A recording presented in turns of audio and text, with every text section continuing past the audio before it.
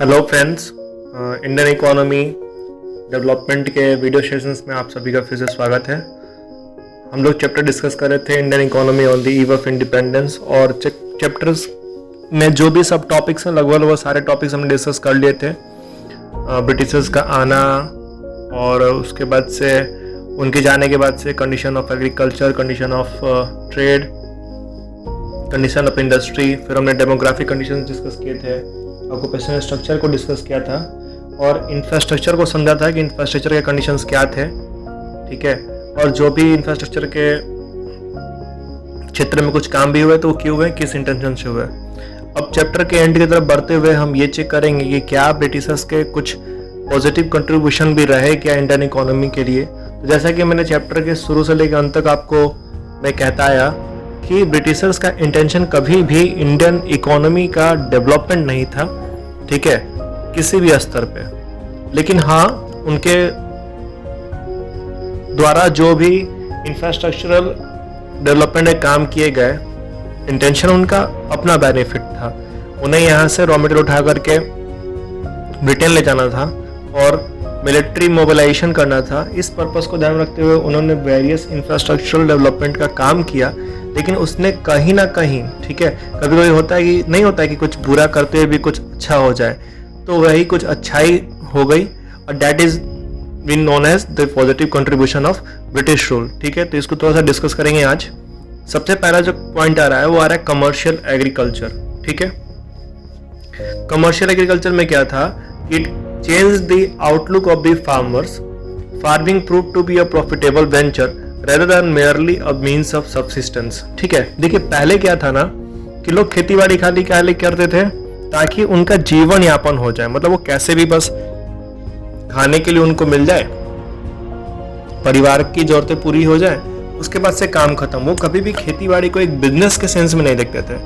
लेकिन ब्रिटिशर्स ने ये आउटलुक प्रोवाइड किया फार्मर को, क्योंकि फार्मर ने देखा कि ब्रिटिशर्स उनसे कैश क्रॉप्स की खेती वगैरह करा के क्या करते हैं, फॉरेन लेके बेचते हैं हाई प्राइसेस पे। तो इस तरीके से फार्मर्स के माइंड में ये चीज़ें डेवलप हुई कि क्यों ना हम भी कमर्शियली एग्रीकल्चर करें और इसको क्या करें, शहर में या बाकी अदर मार्केट में भेजें। तो उन्होंने एक बिजनेस पर्सपेक्टिव दे दिया जिसका एग्रीकल्चर का हम है।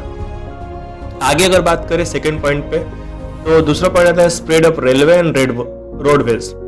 It open up new opportunity for social and economic growth, ठीक है। देखिए पहले क्या था, रोड्स अच्छे नहीं थे, ठीक है, ऑल सीजन रोड्स अवेलेबल नहीं थे हमारे पास।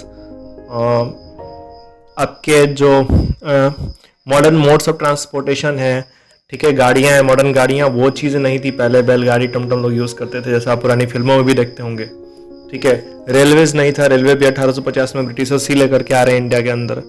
तो इसने क्या किया ना कि दो चीज़ें लाया, सोशल और इकोनॉमिक ग्रोथ को इंडिया में क्या किया, उसको बढ़ावा मिला इनके थ्रू। क्योंकि हुआ ये कि देखिए जब रेलवे आ गई, अब लोग क्या करने लगे, लॉन्ग डिस्टेंस जर्नी अंडरटेक करने लगे, जो कि पहले नहीं करते थे। तो हमें एक मौका मिला कि ठीक है, साउथ में कैसे लोग रहते हैं, चलो मिलते हैं, देखते हैं, उन्हें जानते हैं, उन्हें समझते हैं, ठीक है। तो इससे एक नेशनल इंटीग्रेशन की भावना डेवलप होने लगी भारत के अंदर पे। साथ ही साथ अब हम बिजनेस कर सकते थे। अगर मैं बिहार में कुछ उगा रहा हूं तो मैं चाहूं तो चले जाके दिल्ली में सेल आउट कर सकता हूं। क्यों? क्योंकि I have a better means of transportation, जो कि पहले नहीं था। तो इस तरीके से क्या हुआ कि एक प्लेटफॉर्म मिल गया रेलवे और रोडवेज के रूप में, इसको सोशल और इकोनॉमिक ग्रोथ को। आगे अगर बात करें तो फिर expensive means of transport, it help as a support system to combat the spread of famines. Food supplies could be rush to the drought hit area, ठीक है। देखिए ट्रांसपोर्ट के बढ़ने के चलते, ट्रांसपोर्ट बढ़ने से क्या हो गया, ट्रांसपोर्ट बढ़ने से ये हुआ कि कभी भी देखिए मान लीजिए अगर आपदा की स्थिति है, कोई डिजास्टर हो गया, तो ऑल ऑफ सडन हम क्या कर सकते हैं, फास्ट मोड के थ्रू रिसोर्सेज पहुंचा सकते हैं उस जगह पे जहां पे कोई दुर्घटना घटित हुई है, राइट। तो ये एक बहुत बड़ा बेनिफिट मिला। जैसे कि उस टाइम में फेमाइन्स महामारी फैली हुई थी, ठीक है, भुखमरी की स्थिति थी।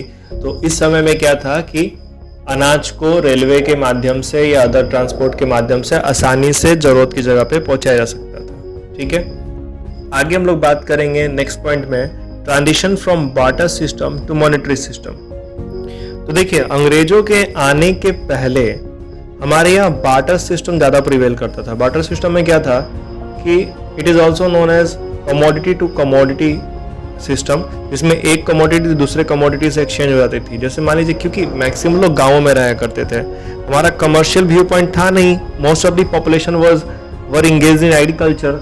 होता ये था कि चलो भैया मैंने आलू उगाया तो तुमसे प्याज ले लिया, तुमने प्याज उगाया तो मुझे आलू दे दिया, ठीक है, इस टाइप का सिस्टम बना हुआ था।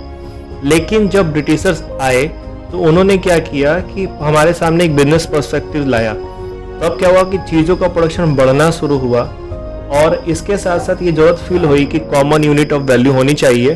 और उन्होंने क्या किया, हमें एक ग्रोथ पर्सपेक्टिव दे दिया मॉनेटरी सिस्टम की तरफ कि ठीक है, बैंक एस्टेब्लिश करो, हर चीज की वैल्यूएशन किस में करो, पैसे में करो, ताकि ट्रेड क्या हो सके, ज्यादा से ज्यादा बढ़ सके, ठीक है।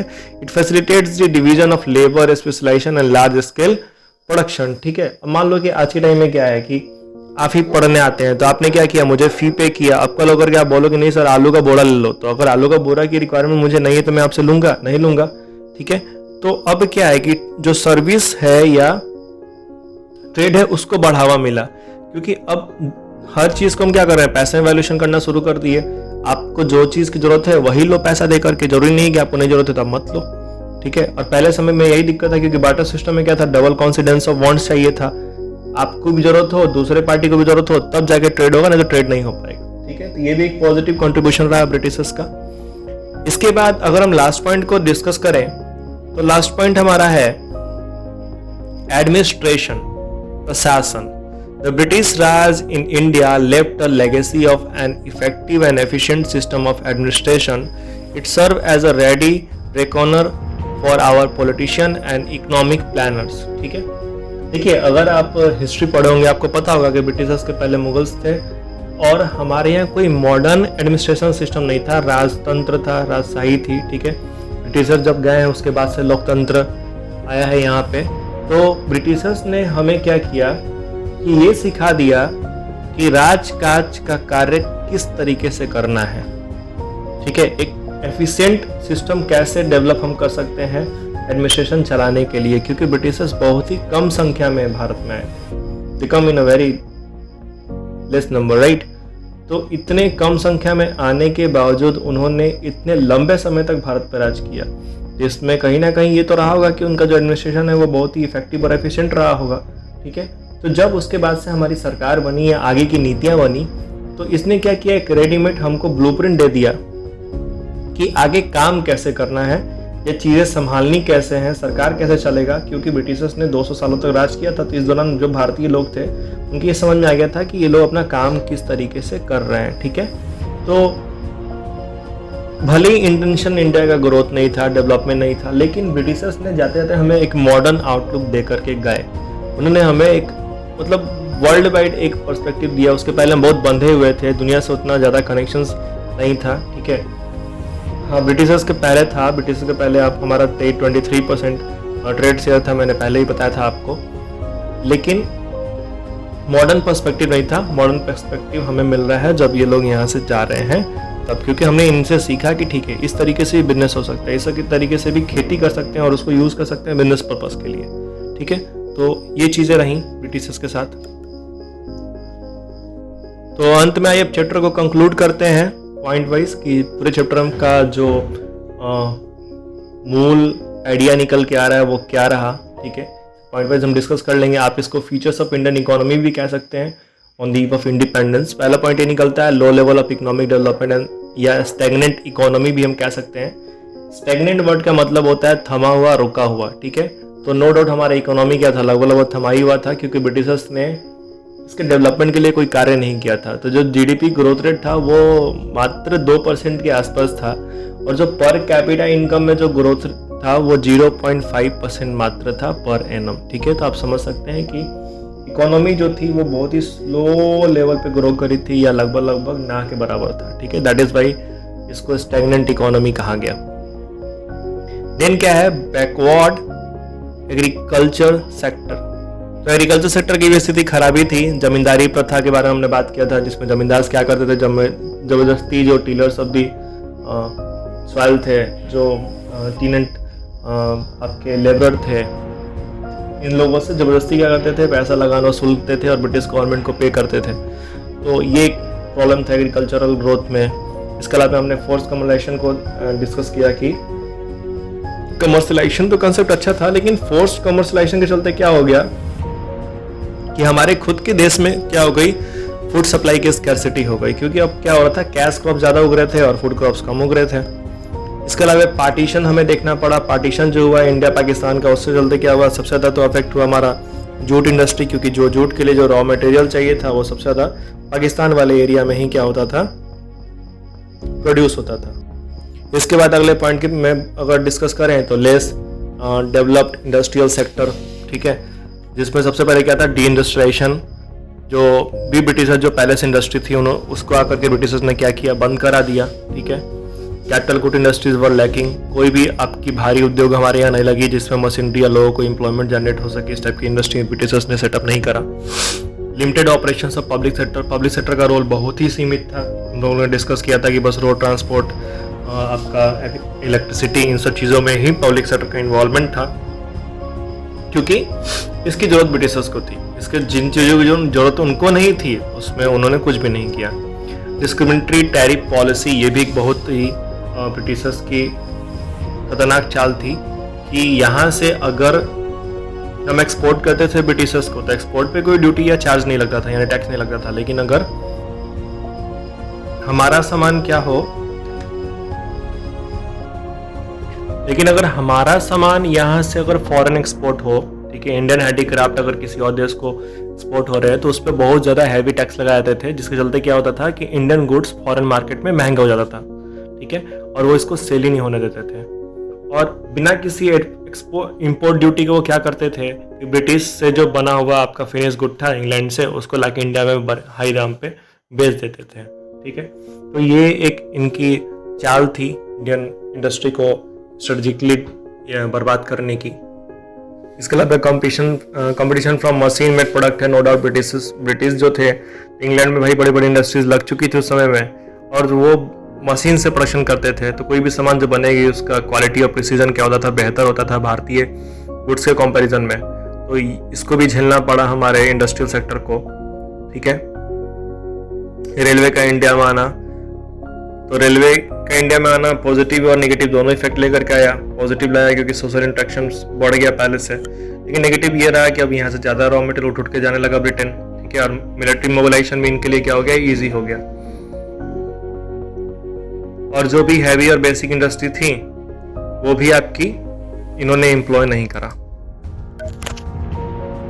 अगले पॉइंट में अगर हम फॉरेन ट्रेड को लाएं तो फॉरेन ट्रेड में हमने ये देखा था कि यहाँ से रॉ मटेरियल एक्सपोर्ट करना ब्रिटेन और वहाँ से फिनिश गुड्स को क्या करना है, इंडिया में इंपोर्ट करना, ठीक है। तो पूरा का पूरा जो फॉरेन ट्रेड था उस पर जो मोनोपोली कंट्रोल था वो ब्रिटेन का था। 75% के आसपास जो ट्रेड था वो तो ब्रिटेन से ही होता था, बाकी जो कुछ बचा कुचा है तो बाकी देशों के साथ कुछ ट्रेड हो गया तो हो गया। तो हमारा धन, हमारा पैसा जो हमारे देश के डेवलपमेंट के लिए यूज होना था वो ड्रेन हो गया कहाँ, ब्रिटेन की तरफ, ठीक है। आगे डेमोग्राफिक कंडीशंस में भी हमने डिस्कस करा था कि जो डेथ रेट और बर्थ रेट था दोनों ही क्या थे, बहुत हाई थे। डेथ रेट 40 था और बर्थ रेट आपका 48 था पर 1000, ठीक है। इन्फेंट मोर्टेलिटी रेट, इसको भी हमने डिस्कस किया था कि ये भी बहुत हाई था।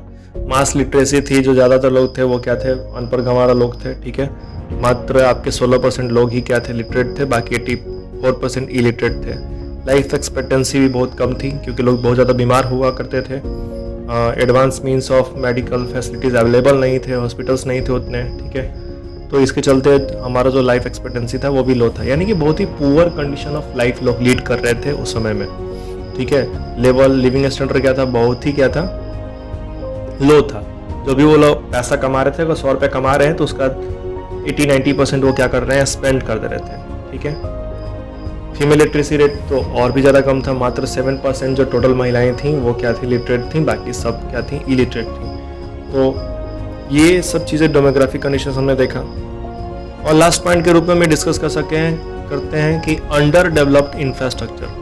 हमारा जो इंफ्रास्ट्रक्चर था वो टोटली क्या था, अंडर डेवलप्ड था। जो चीज़ें इन्होंने डेवलप करा भी है, या वो इलेक्ट्रिसिटी हो, या वो रोड हो, या वो रेलवे हो, ठीक है, पोर्ट्स हो, वाटर ट्रांसपोर्ट हो, टेलीग्राम हो, तो ये सारी चीज़ें बस सीमित थी कहाँ तक, जहाँ तक ब्रिटिशर्स को इनसे फ़ायदा निकल रहा हो। ऐसा नहीं था कि उन्होंने गांव-गांव तक जाके रोड बना दिया या गांव के लोगों को एग्रीकल्चर मार्केट प्रोवाइड करा दिया या इंडस्ट्रियल सेटअप या बेस बनाया, ऐसा कुछ भी नहीं था।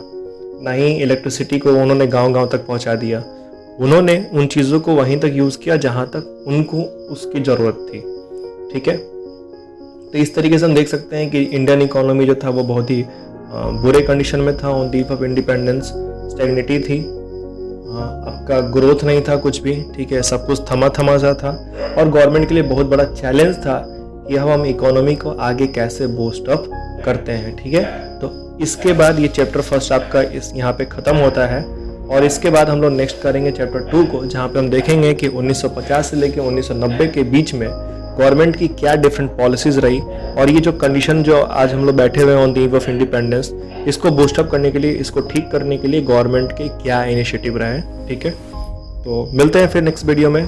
Thank you very much and please do like and subscribe if you like our videos. Thank you.